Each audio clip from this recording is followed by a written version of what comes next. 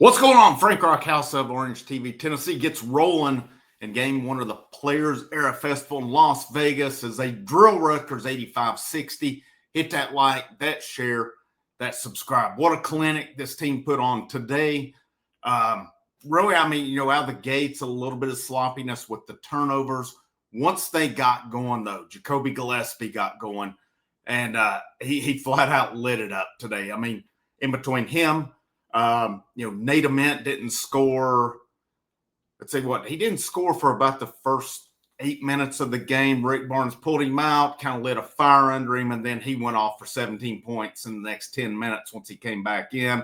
And really, this game was over at halftime. I mean, Tennessee just early and often, these two of Gillespie and Ament, Ament, they really put that away.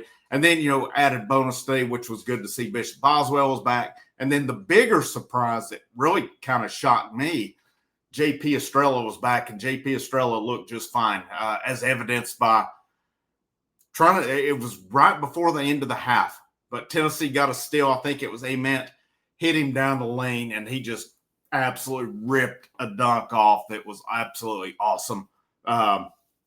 So he looked good, 10 points in 10 minutes for Estrella. To me, he's a game changer on this team because I think at worst he's your third option on here. There may be some nights he's even higher than that, depending on if somebody kind of puts some clamps on Gillespie and Ament. Those two are going to do their things, but Estrella adds another option. And each telecast, each time you hear a Tennessee game called, these announcers talk about the depth in the front court. This team's different because of that, because they didn't have that depth. They've not had it, man. I mean, probably since Grant Williams, Kyle Alexander, John Fulkerson, which Fulkerson didn't play as much then, but still, you've seen it like today. Felix Okpara gets 2 fouls on him, and they just switch out. You get Australian, you got Cade Phillips who starts, you got Jalen Carey in there, you got Dwayne Brown coming in. They've got depth, and it's solid depth too, which is big. You see a guy like Boswell back today, only 2 points, but he had 5 assists, 3 steals. He does a lot of things on this team, and he can knock down the open jumper as well. He is not going to take many shots in a game, but if you leave him open, he can take them.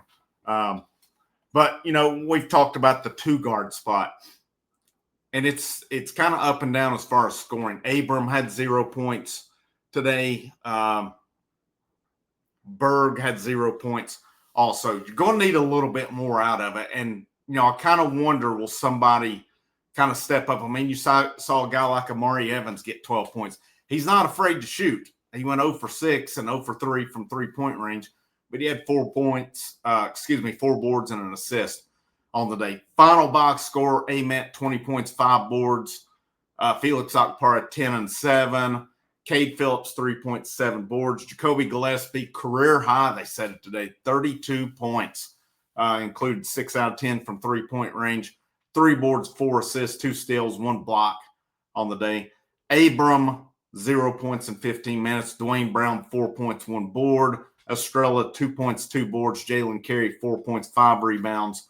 And then your only other scorer was Boswell with 2. Again, 2 points, 3 boards, 5 assists, and 3 steals for him today. I think I said 5 rebounds and 3 steals. I'm wrong on that. 3 rebounds, 5 assists, 3 steals on that as well. And you've seen a lot of guys play today. You saw Troy Henderson. I would be curious to see if a guy like Troy Henderson can take advantage because he's supposed to be a pretty good shooter. We saw Masamba a little bit today as well. But just total domination on the day from this team. And, looking at the team stats as well. Field goal percentage, Tennessee was 51%, 50% from three-point range.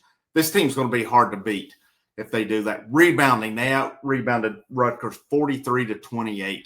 And again, we talk about the depth on this team. And, they're up 56-30 at the half. Yeah, Rutgers outscored them 30-29 in the second half. But you had a lot of backups in at that point. 18 assists for Tennessee, 13 turnovers. I'd like to see that a little bit less. but they forced 14 turnovers, and Rutgers only had 6 assists on the day. The blocks was 5-4 Rutgers. Points in the paint, 38-22 Tennessee. You know, the one thing, too, Tennessee had, 13 fouls in the first half, 9 in the second. So you'd like to see that a little bit less. I'd like to see the turnovers a little bit less. But other than that, I mean, they are dominating absolutely everybody they're playing on the rebounds. And when they shoot this kind of percent like they did today, they're forcing that amount of turnovers. I don't know that anybody can beat them. I really don't. And I still think we're going to see more of Nate Ament. I think we're going to see more of him have one of these games like Gillespie did today. I mean, Ament went for 20 today. There will be one of these, maybe not one, maybe multiple, where he's going to go off for 30 or more. Tennessee's back tomorrow in easily the biggest game of the season so far, and a revenge game from last year against number 3 Houston. They play at 6 o'clock tomorrow night on TNT, and then depending on how everything plays out, they will play again on Wednesday. That is unknown at this point. And with this Players Era Festival, from what I've seen here, the format says there's 18 games played today and tomorrow in this tournament. And then they're going to rank the teams 1 through 18 based on 6 factors. It says the factors are the records, obviously, head-to-head. There's a plus-minus tiebreaker, total points scored, total points allowed, and then their AP Top 25 ranking as of Monday. So all those will factor in on it. And I would think if Tennessee can take care of business tomorrow, I mean, they just won tonight by 25 points. You win tomorrow, you're going to have a shot. You're at least, I think, going to be playing top 4, if not playing for the championship on Wednesday. But they will play that final game on Wednesday. And again, the field consists of Creighton, Baylor, Kansas, Notre Dame, St. John's, Iowa State, Syracuse, Auburn, Oregon, Gonzaga, Alabama, Michigan, San Diego State, Maryland, and UNLV. It's a strong field. It's a cool tournament that they're putting on. And it'd be pretty cool to see Tennessee come out of this thing with a chance to win it. But obviously, you got to beat Houston tomorrow to have that opportunity at it. Got to like it. You know, I expect a physical game. Working Tennessee, because we know last year when they played in the Elite Eight, Houston drilled them. Houston shot the lights out in that game, and Tennessee could not buy one. And credit to Houston in that game, no doubt about that. How does Tennessee come out and adjust to that tomorrow? I'm really curious to see how they do. And I know it's different personnel. Don't get me wrong on that, but it's still the same coach. It's still going to be Rick Barnes, Kelvin Sampson, 2 of the best there is in it right now. 2 guys that's been doing it at a high level for years, too. It'll be a fun matchup. I expect it to be some intensity tomorrow. I expect this to be the first one where you see some guys getting pretty fired up, at least from Tennessee perspective, because they've walked over everybody they've bulldozed everybody at this point for the most part. But I like this team. You know, a part of me wonders, you know, at what point I would love to see a lineup that includes Gillespie, Ament, Estrella, Okpara. Who's your 5th guy? And that is the question.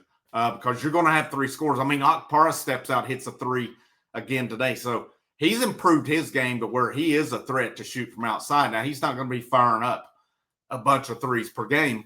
But if you leave him open, he can hit it. He's 3 out of 5 on the season with it right now. Could you put a guy in like Cade Phillips, who's just an athletic dude who can catch the lob, who can play the defense to go with him? Could you put a Jalen Carey in with them who can bruise, who can beat and bang? A guy like Boswell who does a little bit of all of it. You know, maybe not the threat to score, obviously, but he can hit the open shot, but he does a lot of things. There's a guy like Abram. You know, Abram had one game where he shot pretty well. He had another. You know, he's had goose eggs and others. And Ethan Berg, does Ethan Berg come along with it as well? But I'll be honest, the lineup of Gillespie, Ament, Estrella, Phillips, and Okpara kind of fascinates me. And I know Phillips is not a threat to score from outside, but his athleticism, you know, it's hard to beat with it. The defense he could play, he can own the boards, he can do the oops, he can score underneath with it. That would be a kind of a fascinating lineup to me. A big lineup, too, a really big lineup with a lot of athleticism in there. Tennessee's got a lot of options here as well, and I think they can overcome not having that true scoring two guard on the team. I mean, it still kind of bums me a little bit knowing that Cam Carr was perfectly made for this team to be that two guard. I mean, it would have been perfect with him in there. But it is what it is. I mean, you had McKinney, who ended up going to Louisville. You had Rice, who ended up going to USC, would have been just phenomenal fits for this team. And those guys could have been, when we look at the end of the year, could those guys be a difference in what it is? But I think this team's got a shot to do a lot of good this year. And I'm really curious to see how they evolve with the lineups as we go forward. And obviously, we'll find out more about this team tomorrow, too. We're going to find out about Ament, too, in terms of Rutgers played him more physical. He started slowly today. Houston's going to be another element tomorrow. They're going to be even more physical as well with it. I'll definitely have a post game tomorrow night. I'm not sure if I'll be live or if it'll just be a video on that. It's kind of up in the air with everything right now, but I'll post something tomorrow depending. I'll know something later tomorrow afternoon when I get in. This is Frank. This is the House of Orange. I'll see you when I see you.